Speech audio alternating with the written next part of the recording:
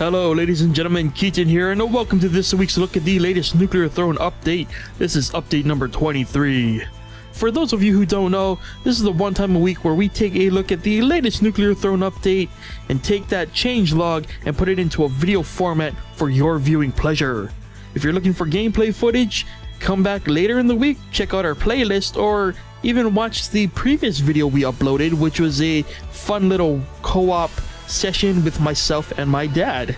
That sounds interesting, doesn't it? Anyway, moving on. Before we get to this week's update, let's take a quick look back at what happened last week with update number 22 and update number 21. Now, last week was a really big week for Nuclear Throne in general. We saw the addition of the Mac and Linux versions of Nuclear Throne as it made its switch from GameMaker 8.1 to GameMaker Studio, which meant better stability, better performance, and much more for the future of the Nuclear Throne game itself. Also announced that same week at PAX East was the inclusion of local co-op multiplayer. Again, this was announced at PAX East on Twitch TV's live stream, where they also announced that you can purchase the game through Twitch TV. If you subscribe to Vlambeer's channel on Twitch TV, you will get a copy of the game. And that was the updates for last week. No new content was added, but the future of Nuclear Throne in general has gotten a little bit brighter. But if you would like more in-depth details and information about said updates, check out our previous update videos, which also include links to the full change logs themselves, because we are about to move on to update number 23 and there is new content this week, so let's get to it. A large chunk of the brand new content added this week are sound effects. Now, I wanted to cover all of them if I could, but I kind of realized that would be a little too difficult because there are a ton of new sound effects. New sound effects include enemies on Venus, mimics, and there's a work in progress sound effect for the lightning weapons. But as awesome as new sound effects are, there is fortunately something a little bit more awesome added this week. So are you ready to completely dominate the wasteland no matter what stands in your path? Because this is a weapon that I think everyone can love. Maybe. So yes, this week Vlambeer have added a brand new weapon to the game, and this thing packs a super punch. It is called the Super Flak Cannon. You heard right, a Super Flak Cannon. If you thought the Flak Cannon was overpowered, you see nothing yet. This new weapon is ridiculous. To sum this up as best as I can, you fire a shot that will eventually ignite on its own, but when it does ignite, it just fires, I think, like 4 blasts of regular like Flak Cannon shots. It is ridiculous. The scatter on this can like fill the entire screen if you're lucky, and it is very powerful. And unfortunately, before you get too excited, just realize that I think this thing takes about 10 shots per use, so you're gonna run through this thing without any like mutations in about 5 shots, but you can make those 5 shots count. Good lord, you can pretty much just destroy everything in your path. It makes you feel so powerful, and the weapons in this game just keep getting more and more ridiculous, and the Super Flak Cannon is up there as arguably the most powerful weapon in the game right now. At least the most visually satisfying to just watch everything just get annihilated with this weapon. Oh, it's so good. Now, Vlambeer have noted that this was a change, but I'm going to put it in the new content this week because I think it's actually pretty significant that it should deserve top billing. So a change was made this week to the spiders in the Crystal Caves. Now, as you may recall, the spiders in the Crystal Caves were purple, and the Crystal Caves themselves were purple, so they had a tendency to blend in with the environment. And I guess Vlambeer did not want that to be a thing, so what they've gone and done is made those spiders green. So now they stand out way more than they used to before. And speaking of changes, that gives us a nice transition into fixes and changes this week, so let's get to it. This week is about stability and fixing bugs and boy are there a lot of fixes and changes this week.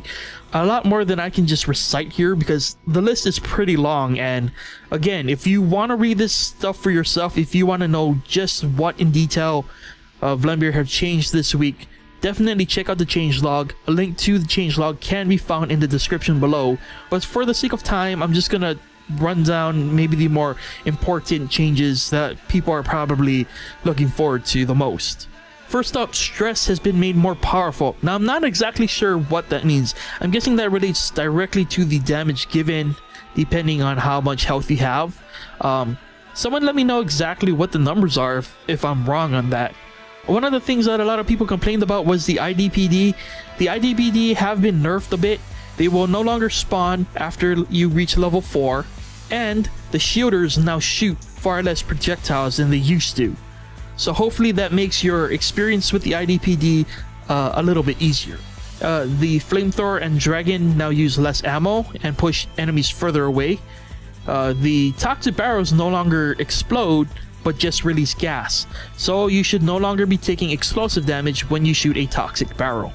And for those of you out there who love the auto crossbow, I'm sorry to say the auto crossbow has been made less accurate, so be careful out there. And in terms of co-op changes, enemies now target both players and not just player 1, which was an issue in the previous update. Now again, in terms of fixes, there were a whole bunch of fixes, but the most notable fix is killing Lil Hunter no longer crashes the game, thank goodness. So those of you skilled enough to loop like bosses, you no longer have to worry about stopping at Lil Hunter. You can loop to your heart's content. And the other major fix I want to highlight this week is the fix to the duplication bug.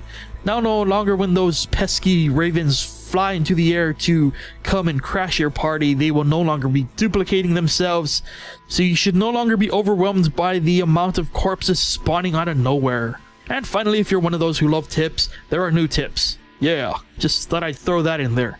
But yeah, that was a general look at the update. Again, there was a lot more that I just did not mention here today, but again, that's because there are some very specific updates and a lot of stuff that I just don't have visual proof for, so that's the only reason I'm omitting them from this video themselves. There's actually a lot of notable changes and fixes made that are mentioned on the changelog itself, so definitely if you're interested in the more detailed version, definitely check out the changelog for this week.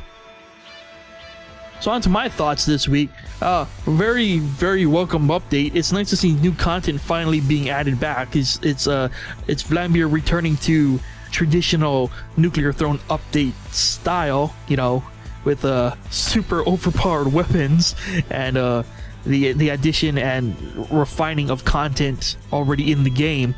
So I definitely really love the super flat cannon, but God, you are going to really need to be ready to use that thing. Like, that thing is gonna clear rooms so quickly, but you're gonna need to have the ammunition to back it up. So good luck to everyone out there who tries to run that gun, because that's gonna be a challenge. But it's definitely something that I hope everyone gets to experience, because it is a lot of fun to use. I really like the change to the spiders, again, because I tend to lose track of where spiders are in the crystal caves when they were purple, so I'm definitely for the green spiders. And I'm finally happy that they fixed a lot of the bugs so that I could finally do a co-op video, so that was fun. So yeah, that's pretty much my thoughts this week. Not a lot to say about it. I'm just really happy to see content added. I'm happy to see the game being fixed, which is what we've come to expect from a Nuclear Throne update. It's a very solid update, and it's a nice follow-up to everything they've added in the past week.